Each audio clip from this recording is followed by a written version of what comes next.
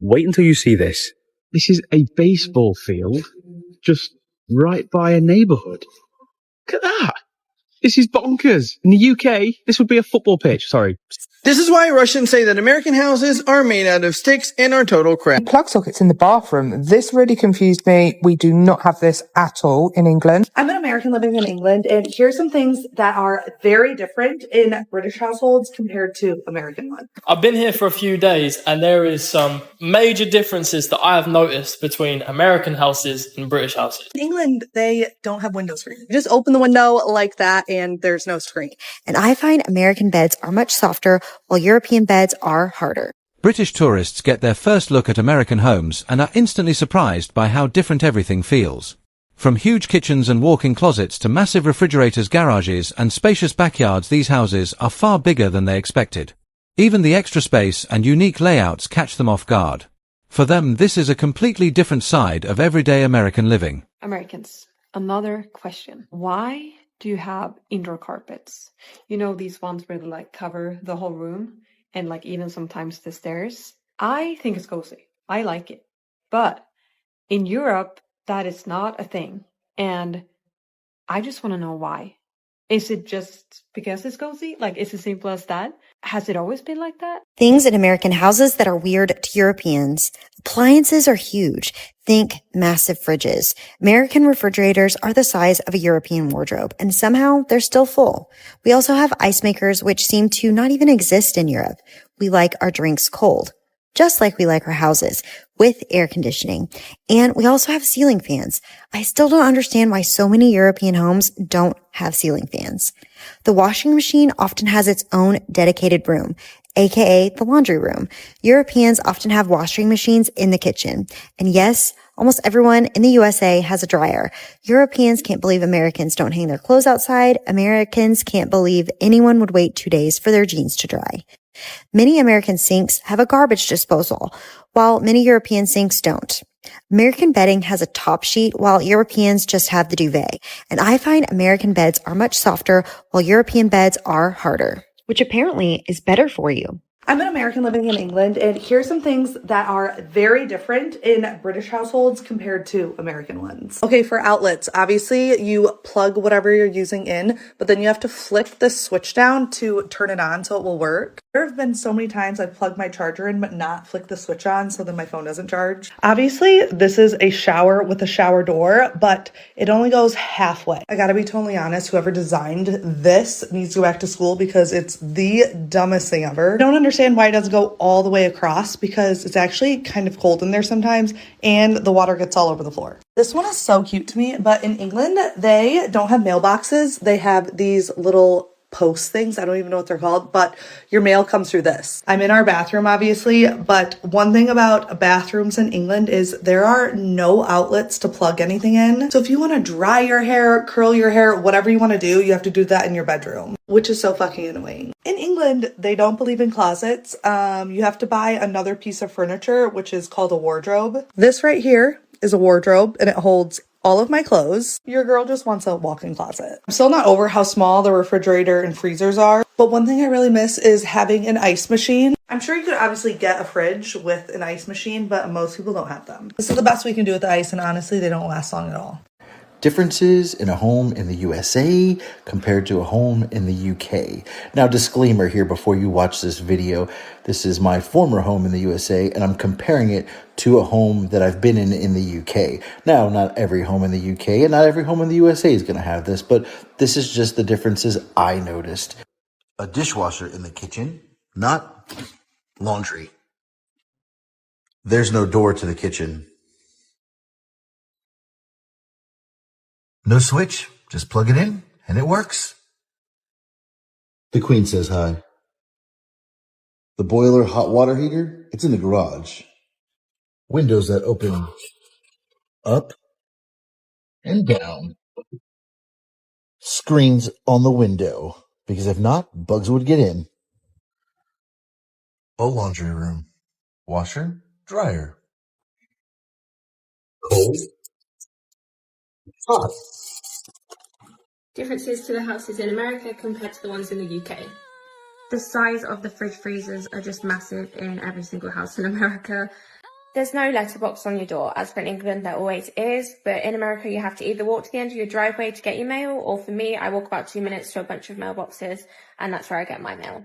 In England, the heating comes out of radiators which are attached to the wall, as for in America, they come out of these things on the ceiling, which aircon also comes out of, and sometimes these are on the carpets in some houses. Another thing is how big the dryer and the washing machine is. You could literally fit everything and anything in them. In the bathrooms, there is a plug socket for any electrical device, not just a shaver, and that goes with, there's only one tap, as for in England, there's two. Ceiling fans in almost every room. In every house that I've been, there's always a big walk-in closet in the master bedroom.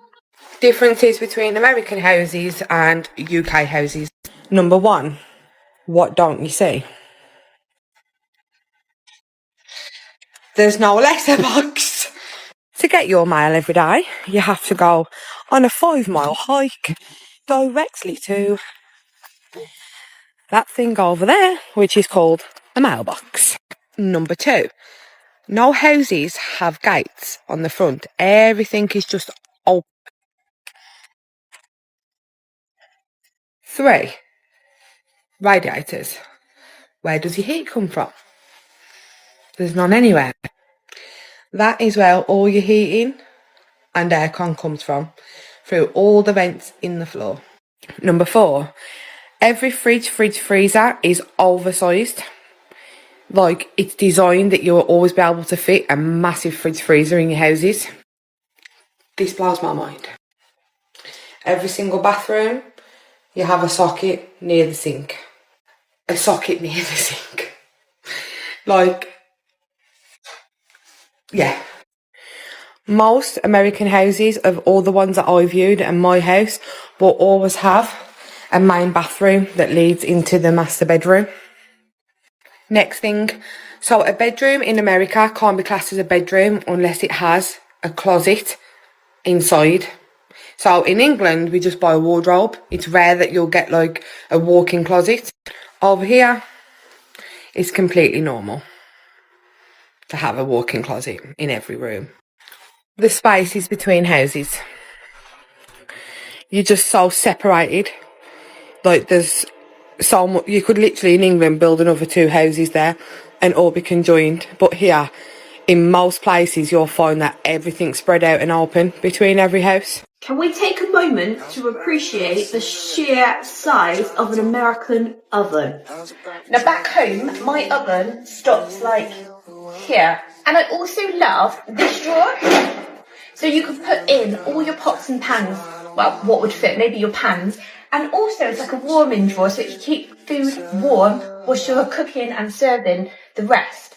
I mean, genius. We just do not have this drawer or these size ovens back in the UK. This is why Russians say that American houses are made out of sticks and are total crap. My Russian wife's family home is 3 foot thick with concrete, and I'm pretty sure it could survive a drone strike. The front door is 2 layers of 1/4-inch plate steel. It's got 9 3-inch deadbolts, and it's got bolts in the backside so you can't cut the hinges off. Plus, there's a second door on the inside to keep the cold out. The windows are double glass like a thermos for insulation. The bars in the windows are poured into the concrete. The floors are made out of cork board for insulation. And there's a camera intercom system that controls the gate to the metal fence outside. Now, I am British and I am currently in an American neighbourhood. This time it's a Boston neighbourhood. And I'm going to show you some of the differences between Boston and the UK. For a start, the colours are wild. This is a fall in America. Now, the last time I did an American neighbourhood, it was in the South in North Carolina, where the houses were all kind of single floors. Here, every house has 2 floors. So the houses seem bigger, but they are still made of wood. Now, remember the fire hydrants? These have flags on them. Now, look at this. This is a newspaper. I think it's just been thrown on the driveway. If that was to happen in the UK, there'd be uproar. One thing I will say is it does feel a lot more British. I'm feeling like there's a bit of an English influence here. The weather for sure, because it is colder. We've still got the American flags. I can always guarantee. Every house is like something out of a Christmas movie. Like this should be on a postcard. Wait until you see this. This is a baseball field just right by a neighbourhood. Look at that. This is bonkers. In the UK, this would be a football pitch. Sorry, soccer. When I've been in the South, I haven't seen a baseball pitch right next to a neighbourhood. So does that mean that baseball is better in the North? One thing I will say is it does feel a little bit more neighboury. Everyone seems like they live closer together. So I don't know if that means that people are more friendly or it's just a smaller state so they have to. And that's what makes the differences between American and British homes so fascinating. From giant refrigerators and spacious rooms to window screens and bathroom outlets, every country has its own way of doing things. If you enjoyed seeing these surprising differences through their eyes, hit the like button, subscribe to the channel, and turn on notifications for more American culture and reaction videos. And don't forget to comment below with the one American home feature you would love to have in your own house. Thanks for watching, and I'll see you in the next one.